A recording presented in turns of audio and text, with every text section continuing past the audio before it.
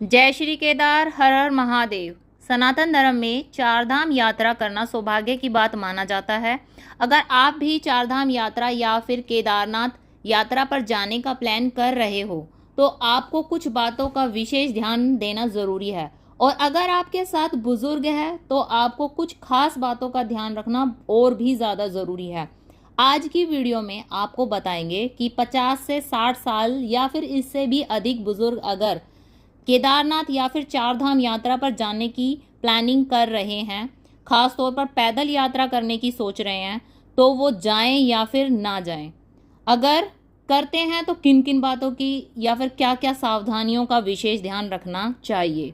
अगर आप भी अपने साथ अपने माता पिता, सगे संबंधियों और मित्रों के साथ ये यात्रा पर जाने की सोच रहे हैं तो ये वीडियो ध्यान से सुने, पूरा देखें ताकि आपके साथियों की यात्रा मंगलमय हो। दोस्तों, इस साल 2024 में 10 मई से चारधाम यात्रा शुरू हो गई है।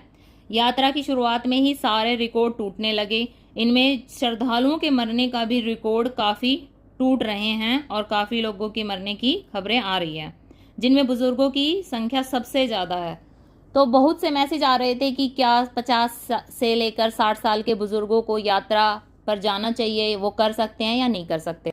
दोस्तों, चारधाम यात्रा में सबसे कठिन चढ़ाई केदारनाथ की है और यहीं से ही ज़्यादातर श्रद्धालुओं की मृत्यु की खबरें आ रही है और सबसे ज़्यादा इनमें 50 साल से ऊपर के श्रद्धालु हैं।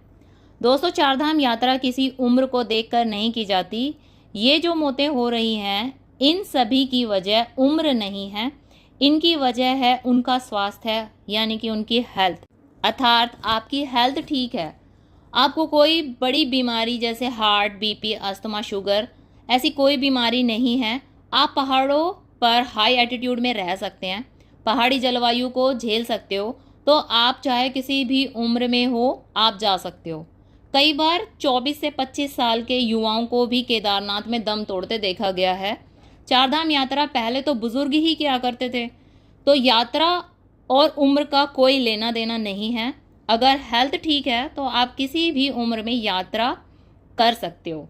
हेल्थ ठीक नहीं है तो अच्छे अच्छे नौजवान भी इस यात्रा को नहीं कर पाएंगे। थोड़ा गहराई से समझते हैं सारी बातें, खास तौर पर अगर बुजुर्ग यात्रा कर रहे हैं तो क्या क्या सावधानियां रखनी है। दोस्तों, पर्वतीय क्षेत्रों में ऊंचाई वाली जगह पर ठंडा मौसम, ऑक्सीजन की कमी और भी कई चीज़ें ऐसी होती हैं जिनका हमारे स्वास्थ्य पर विपरीत प्रभाव पड़ता है। इसीलिए अगर आप अपने साथ घर के बुजुर्गों को यात्रा पर ले जा रहे हैं या फिर खुद 50 से 60 साल में यात्रा करने की सोच रहे हो तो आपको कुछ विशेष बातों का ध्यान रखना जरूरी है, ताकि यात्रा में सेहत से जुड़ी कई परेशानियों से आप बच सकें। स्वास्थ्य विभाग ने यात्रियों को सलाह दिया है कि अगर आप चारधाम यात्रा या फिर केदारनाथ यात्रा पर आने की सोच रहे हो तो सबसे पहले आपको मेडिकल टेस्ट करवाएं। वो करवाना आपका सबसे ज़्यादा ज़रूरी है। डॉक्टर से पूछें कि आप चारधाम यात्रा पर जाने के लिए फिट हैं या नहीं, किन बातों का ध्यान रखना है या फिर कौन कौन सी दवाइयाँ आपको साथ में लेकर चलनी है। अगर डॉक्टर आपको पहाड़ों की ऊंचाई जलवायु के लिए फिट बताएं तो ही आप यात्रा करें। अगर आपको पहले से कोई बीमारी है तो डॉक्टर की सलाह बगैर बिल्कुल यात्रा पर ना जाएं। चाहे आप किसी भी उम्र में यात्रा कर रहे हो, अगर आपको थोड़ा बहुत भी डाउट है अपने स्वास्थ्य को लेकर तो आपको अपना हेल्थ चेकअप जरूर करवाना है, क्योंकि दोस्तों कोरोना में हम सबके स्वास्थ्य पर काफ़ी प्रभाव पड़ा है, जिसके कारण नौजवान भी पहाड़ों पर यात्रा करने में ढेर हो रहे हैं। कई खबरें आ रही हैं कि काफ़ी नौजवान भी हार्ट अटैक के शिकार हुए हैं। दोस्तों, आपको यही सलाह दी जा रही है कि अगर थोड़ा भी हेल्थ को लेकर डाउट है तो मेडिकल टेस्ट जरूर करवाएं। साथ ही डॉक्टर का नंबर रखें ताकि इमरजेंसी में डॉक्टर की तुरंत सलाह ले सकें। बात करें पहाड़ों पर मेडिकल सुविधाओं की तो ये बिल्कुल ना के बराबर है। बहुत दूर दूर तक सुविधाएं मिलती हैं, यहाँ पर संपर्क करना बहुत कठिन है। ये चारधाम यात्राओं की सच्चाई है।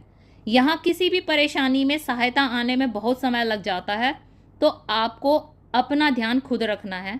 इमरजेंसी सिचुएशन के लिए खुद को हमेशा तैयार रखना है।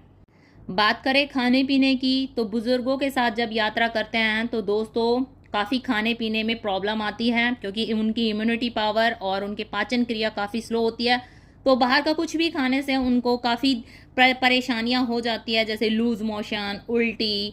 तो इन सारी चीज़ों से अगर आपको बचना है तो कुछ घर से बनाकर हेल्दी स्नैक्स लेकर जाएं और बीच बीच में ये हेल्दी स्नैक्स खाते रहें। घर से ऐसी चीज़ें साथ लेकर चले जो 4-5 दिन तक चल सके और मिड स्नैक्स में खा सके, क्योंकि दोस्तों बाहर का खान पान स्वास्थ्य पर काफ़ी प्रभाव डालता है, जिस कारण लूज मोशन, उल्टी, ये सारी प्रॉब्लम हो सकती है। इनकी वजह से आपको परेशानियां होंगी, तो आप इन सब की दवाइयाँ भी साथ में रखें। अब बात करते हैं कपड़ों की। अगर आप चारधाम यात्रा या फिर केदारनाथ यात्रा पर जा रहे हो तो कपड़े पैक करते हुए विशेष ध्यान रखें। यहाँ पर मौसम बदलता रहता है और काफ़ी ठंडा होता है, तो अगर आप बुज़ुर्गों को लेके जा रहे हो तो बुज़ुर्गों को ठंडे मौसम में बहुत सारी परेशानियाँ ज़्यादा बढ़ जाती है। उनके लिए आपको गर्म कपड़े साथ में रखने हैं और एक पानी की गर्म बोतल साथ में रखें।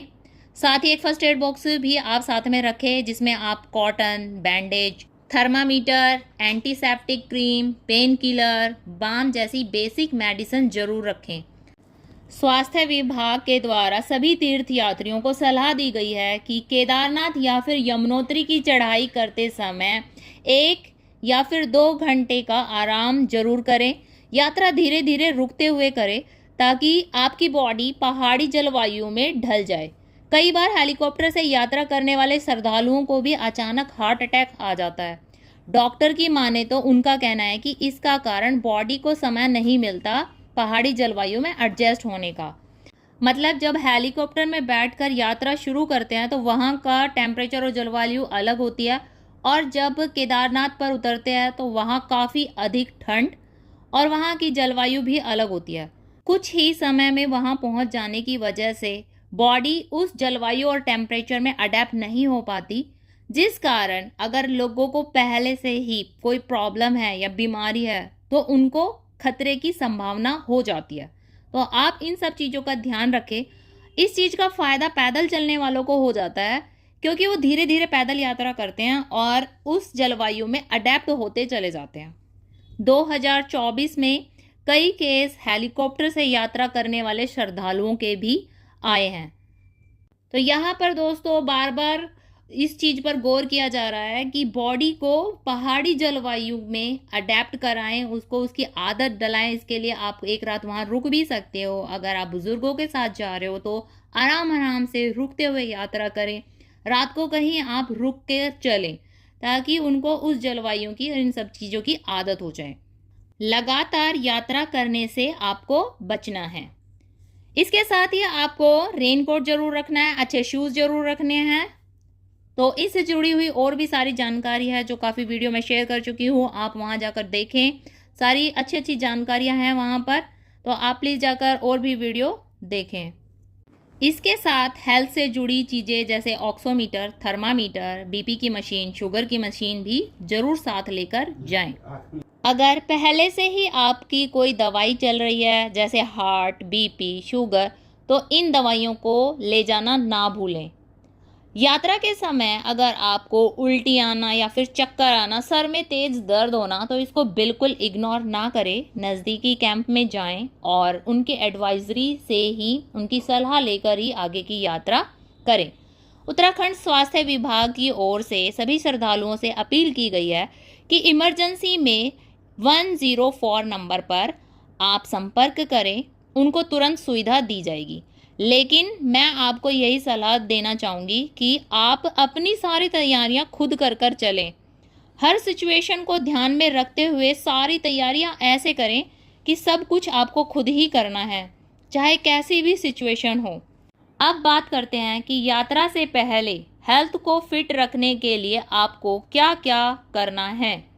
यात्रा से 15-20 दिन पहले करीब 20 से 30 मिनट की वॉक शुरू कर दें।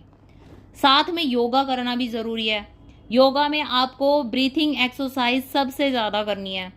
लंबी सांस लेना, छोड़ना, अनुलोम विलोम, ये सारी प्रैक्टिस आपको करनी है। अपनी लंग्स को पावर बूस्ट करना है। एक और ज़रूरी बात, यात्रा करने से पहले आपको मौसम की जांच करनी है और मौसम के हिसाब से ही यात्रा की तैयारी करनी है। साथ ही डॉक्टर की सलाह के बगैर बिल्कुल भी यात्रा ना करें। अगर डॉक्टर ने कोई बात बताई है तो उसको इग्नोर ना करें। आपको रुक कर जाने के लिए बोला जाए तो आप रुक कर ही यात्रा पर निकलें।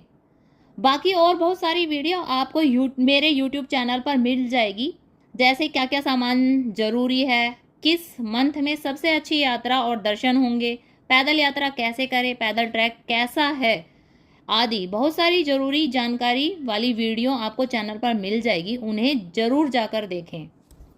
इन सभी जानकारियों को ध्यान में रखकर यदि आप अपनी यात्रा की प्लानिंग करते हो तो ये सारी जानकारियाँ आपके लिए वरदान सिद्ध होगी और जब भी आप यात्रा से आओगे तो अच्छी यादें आपके साथ रहेगी। अगर जल्दबाजी में आप अपनी यात्रा बिना प्लानिंग के शुरू कर देते हो और ख़ास तौर पर अगर आपके साथ बुज़ुर्ग है तो आपको बहुत ज़्यादा सतर्क रहने की ज़रूरत है। आपको बहुत सारी परेशानियों का सामना करना पड़ सकता है। दोस्तों, चारधाम यात्रा एक पुण्यदायिनी यात्रा है। बहुत लोगों का सपना होता है चारधाम यात्रा पर जाने का, लेकिन बिना जानकारी और अनहोनी के डर से वो जा नहीं पाते। वीडियो में दी गई जानकारियों को ध्यान से सुने और उसका पालन करें ताकि यात्रा से लौटते समय केवल आपके साथ अच्छी यादें ही रहें, आपके साथ कोई समस्या या कोई परेशानी ना हो। जब भी आप अपनी यात्रा के बारे में सोचें तो अच्छी यादों के बारे में ही सोचें, कोई ऐसी बात ना हो जिसे सोचकर आप पछताते रहें। आशा करती हूँ कि ये वीडियो आपको पसंद आई होगी, काफ़ी इन्फॉर्मेटिव लगी होगी। तो दोस्तों, वीडियो को लाइक, शेयर और कमेंट ज़रूर करिए। अपने दोस्तों, फ्रेंड्स और फैमिली के साथ ज़्यादा से ज़्यादा इस वीडियो को शेयर करें। अगर कोई जाने की प्लानिंग कर रहा है या फिर जाने वाला है चारधाम यात्रा या केदारनाथ यात्रा पर, तो उनके लिए ये वीडियो काफ़ी इन्फॉर्मेटिव हो सकती है। तो वीडियो को ज़्यादा से ज़्यादा शेयर करें।